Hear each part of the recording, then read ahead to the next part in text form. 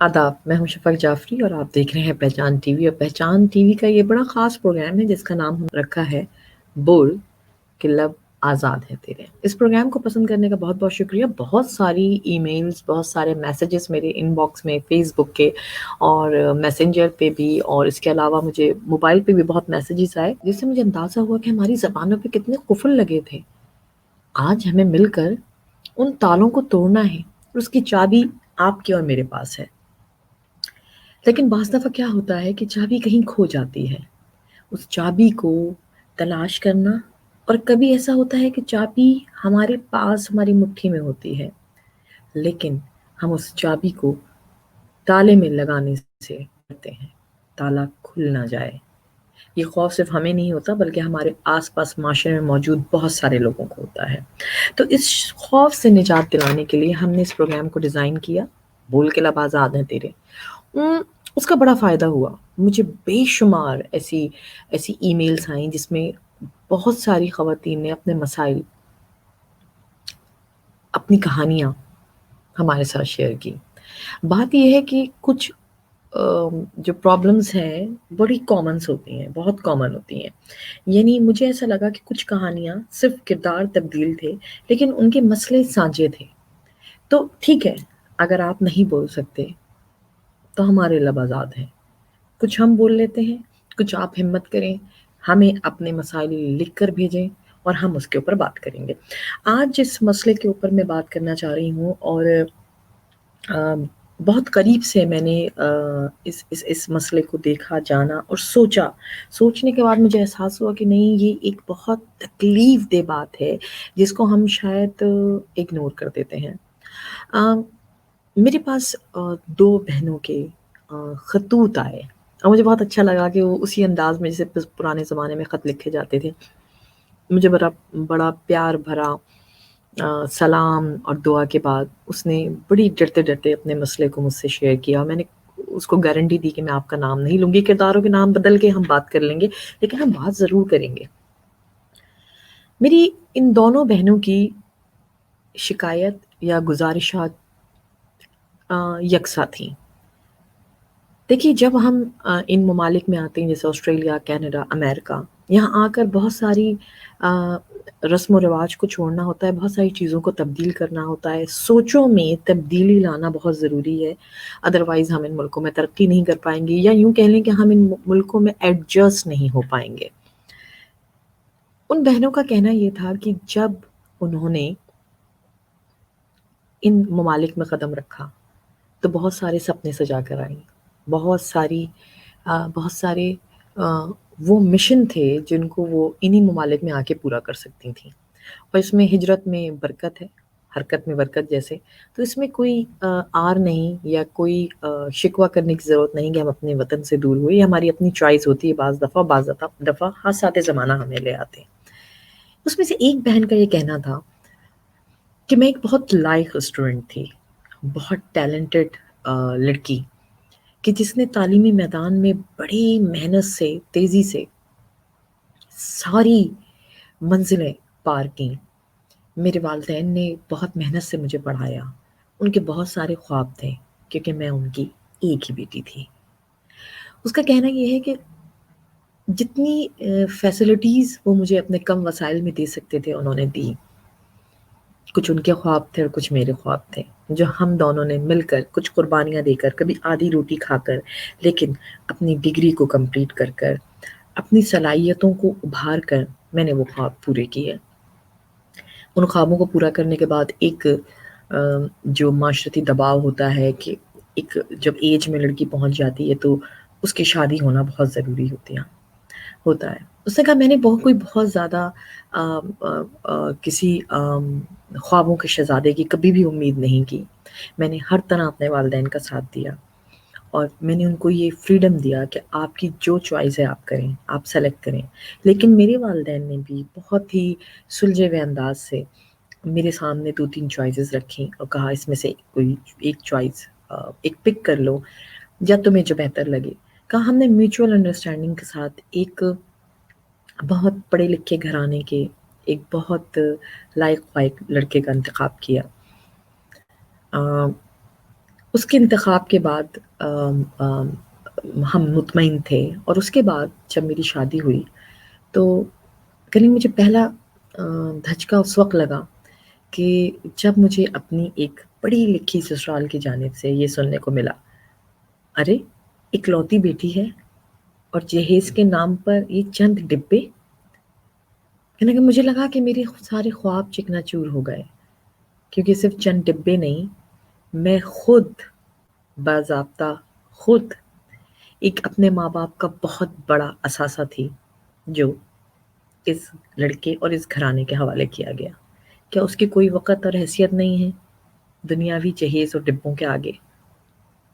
फिर उसका कहना ये था कि जब अम, मैंने साथ-साथ क्योंकि अपनी अमली ज़िंदगी में कदम रख दिया था और मैं बहुत अच्छी अ, डिग्री होने के बाइस और सलाहियतें होने के बाइस एक बहुत अच्छी पोस्ट पर पाकिस्तान में काम कर रही थी।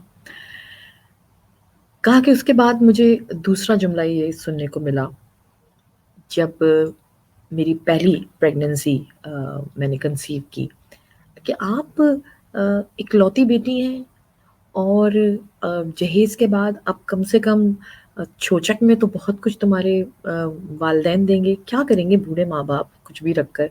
ये घर जो है वो भी तुम्हारे होने वाले बच्चे के नाम हो जाना चाहिए, बच्चे के नाम हो जाना चाहिए ताकि बाप भी उसमें हिस्सेदार साबित हो सके, उस लड़की के नाम नहीं।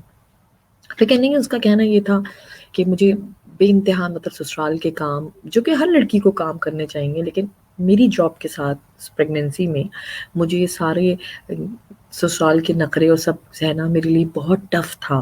लेकिन मुझे हर वक़्त ये ताना मिलता था, ये नौकरी तुम अपनी मर्ज़ी से कर रही हो, हमने नहीं कहा, हमारे बेटे को ज़रूरत नहीं है।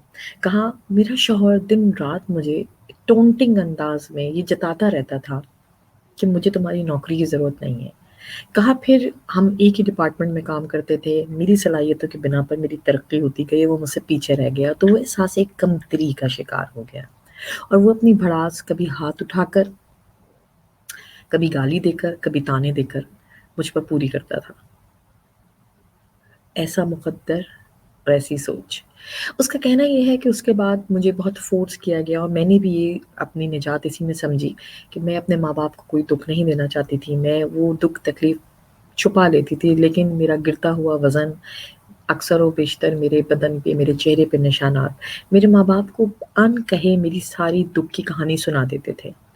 मेरी अम्मा की भीगती आँखें, मेरे वालिद का नज़रें चुरा कर सर को झुका लेना मुझे बता रहा होता था कि वो मेरी दर्द की कहानी को समझ रहे हैं।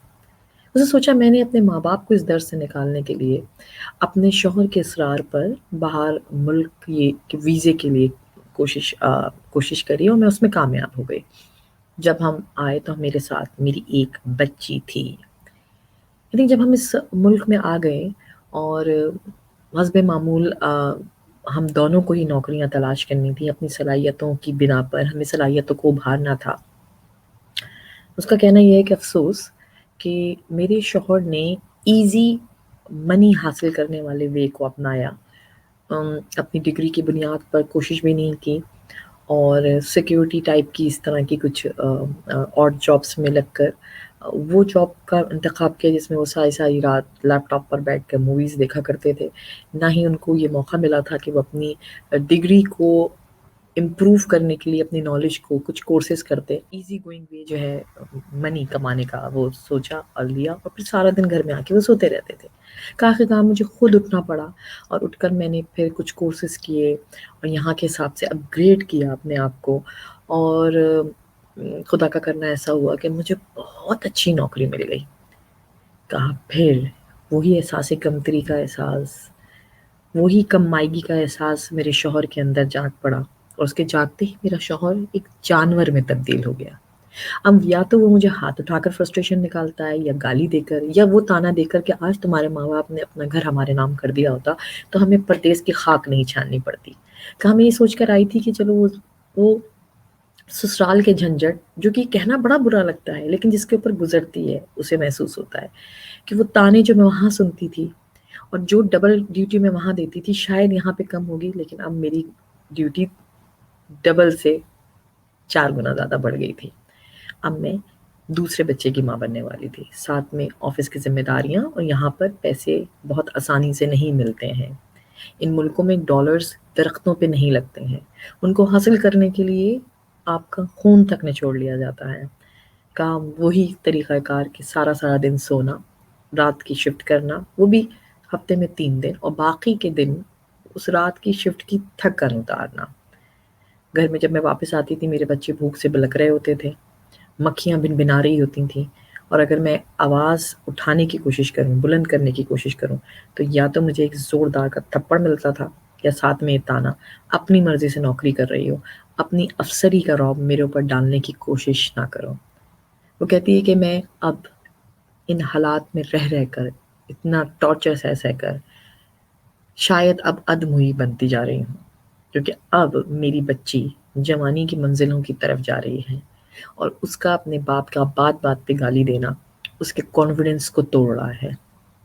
वो इमोशनली बहुत अपसेट रहती है, और मेरा छोटा बेटा बज़ाहिर नॉर्मल नज़र आने वाला मेंटली डिसऑर्डर का शिकार होता चला जा रहा है। तो क्या ऐसी ज़िंदगी काबिले रहम होती है, या काबिले सताइश होती है? क्योंकि मेरी इन-लॉज़ की जानिब से ये कमेंट्स आते हैं, अय्याशी कर रही हो, अकेले रह रही हो, कोई ससुराल का झंझट ही नहीं है। जबकि मेरा शौहर सास-ससुर, नंदों की सारी कमी पूरी कर रहा है।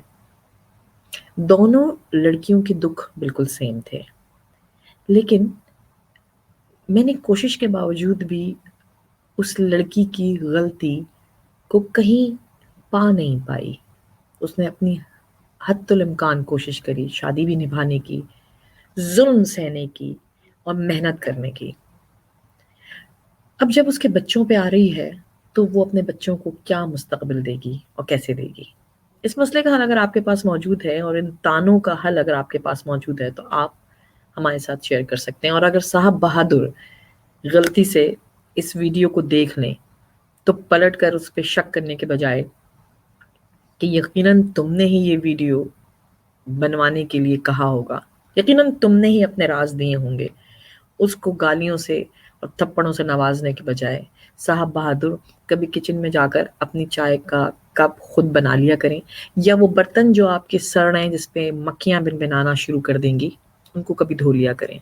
ये बच्चे, ये लड़कियाँ अपने घर से नहीं लाई हैं, या आल औलाद आपकी भी है, आपकी नस्ल चलनी है, या आपके वारिस हैं। इस विरासत की हिफाजत आपकी भी ज़िम्मेदारी है।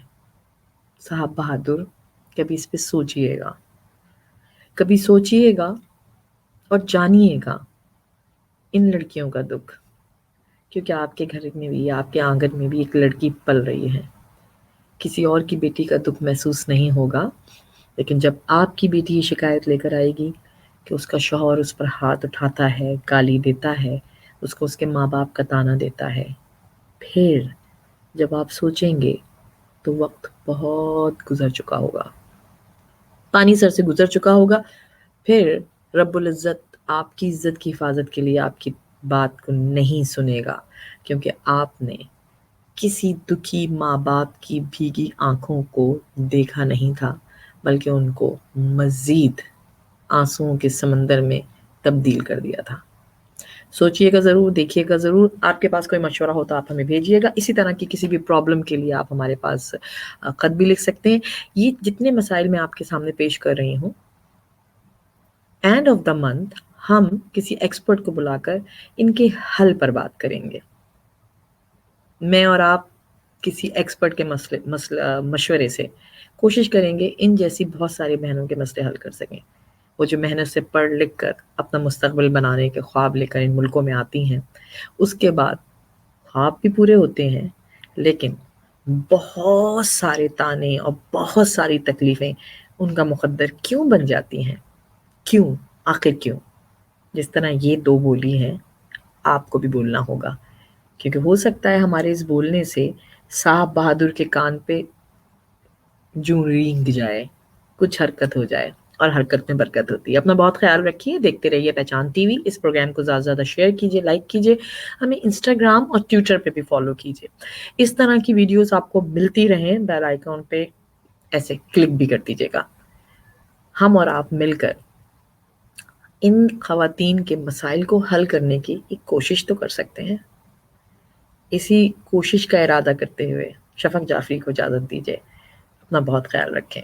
خدا حافظ۔